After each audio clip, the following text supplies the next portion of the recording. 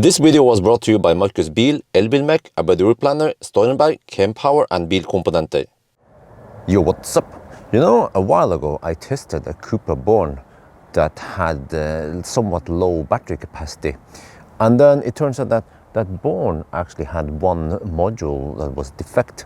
So they replaced it, and now Markus wants me to test it again to see how the battery is. So last time we got only 67.5 kilowatt hour and supposed to be roughly 75 kilowatt hour net capacity.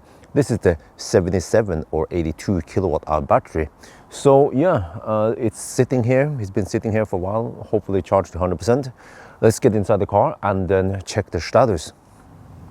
Okay, we have 100% battery. There is some warning here. I'm not sure what that's all about. Okay, I have to make sure to reset. Wait, say go here. No, how's this again? Double click, yeah, double click. And then wait for the lag. Okay, let me see. Long term, well, we can just reset this, whatever. Yes. And then since charging will also be reset. Okay, let's get going. Well, we're on the move, so now I'm just gonna hammer it. And we can always correct for it. Let's say we add another half kilowatt hour of potential losses when you go faster. I mean, it doesn't have to be super accurate. We just want to know roughly the ballpark.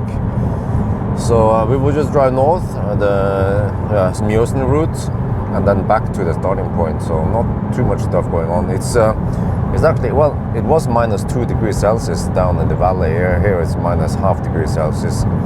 So it's cold outside. That means that the battery is also cold. I have not plugged in OBD or anything, no car scanner. Doesn't matter too much. We just trust whatever we see in the display. It should be good enough anyway.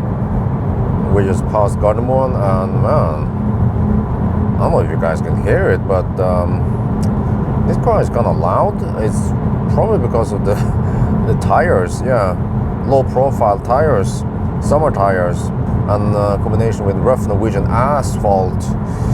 So we are down to 87% already, and the consumption is 339 watt hour per kilometer.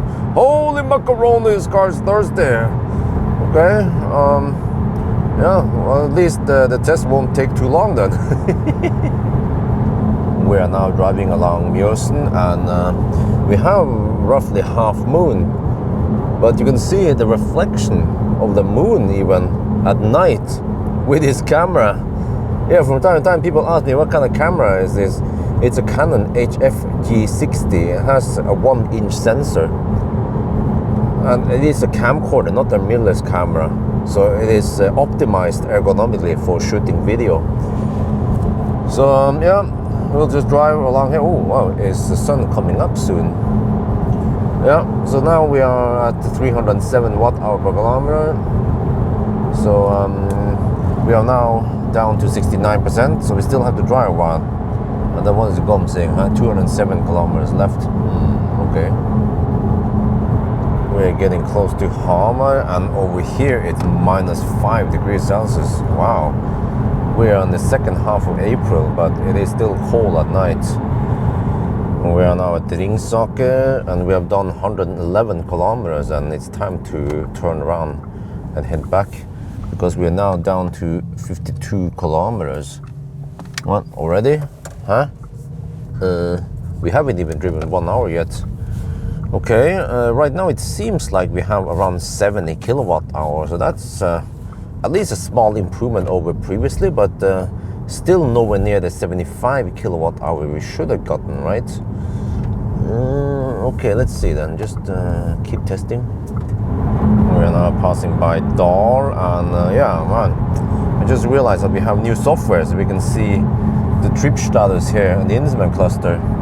Well, you see, based on the numbers here, we have roughly 68 kilowatt hour now. Really? Okay, we'll see then. So now the car estimates that we will arrive back at VAM at the dealership with 4%. Well, okay, so it's now 4:30 at night, so some of the early birds, they're already out trying to run over to the office over there where they're going for work. We're back at the starting point, and the consumption was 287 watt-hour per kilometer. Distance was 223, and then we have 5% left. So according to this test, we have 67 point something 5 kilowatt-hour, just like last time. Did they change anything here? Well, they upgraded the software. Okay, that's good.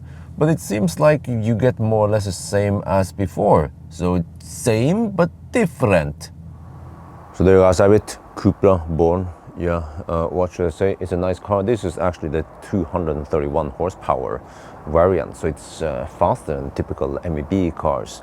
But then eventually they will get, well, very confusing, ID3 GTX, which is not all-wheel drive. It's still rear-wheel drive with a new AS550 motor, so that is 550 Newton meter torque, quite impressive. I'm going to test that eventually, but as for this Cupra, I mean, it's still brand spanking new, but that low capacity, what's going on here is Weissnish, but yeah, at least I did the test now, so I'm gonna go home and get some sleep. So that's gonna be it for now. Hope you guys enjoyed this video. As always, thank you for watching, and talk to you later.